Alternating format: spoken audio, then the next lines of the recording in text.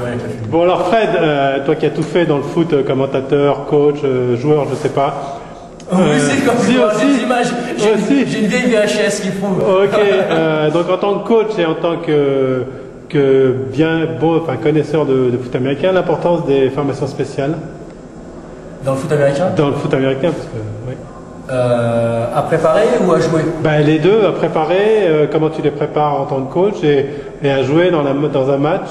Alors en tant que coach, la préparation, alors l'erreur de faire, c'est d'aligner tous les tocards dans les unités spéciales pour leur dire on va vous donner le temps de jeu. Parce qu'une unité spéciale, tu te fais planter à chaque fois si tu mets que des mecs qui sont pas capables de. Donc il faut, à mon avis, mixer. Si tu veux faire participer les joueurs qui sont moins bons que les autres dans ton effectif, il faut mixer ton unité spéciale et les entourer de mecs vraiment évaillants et efficaces et expérimentés.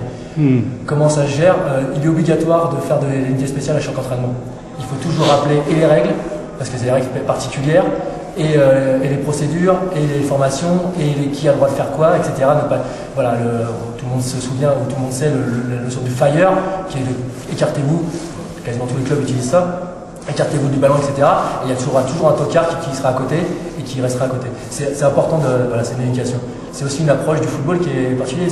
C'est la seule fois où le centre n'est pas forcément lineman, par exemple. Donc c'est une notion aussi particulière. C'est là où il y a des joueurs particuliers et l'importance, évidemment, d'une unité spéciale, ça peut faire gagner un match.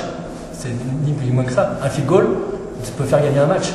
Et il y a un nombre de matchs cette année encore chez les pros comme chez les amateurs qui se jouent sur les field goals.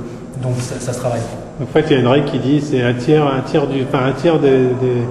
des jeux sont des unités spéciales pratiquement. En match. Ouais, alors je suis pas sûr de ces statistiques-là. C'est la théorie sur le principe. C'est ça, oui. Mais en fait, par contre, c'est peut-être pas le tiers, mais c'est en tout cas ce qui peut faire basculer une rencontre. Et moralement, c'est très important l'unité spéciale parce que moi, je me souviens de 2 matchs où l'équipe d'en face marquait un touchdown, était tout content à sa victoire et prenait un retour de kick-off dans les dents tout derrière. Et ça tenait annule complètement le touchdown. Donc voilà, psychologiquement, c'est aussi important parce que prendre un retour de kick-off de 90 yards, ça bousille une équipe en face. Et aussi, il y a des choix difficiles entre transformer un point, transformer en 2 points. Enfin, c'est aussi une gestion.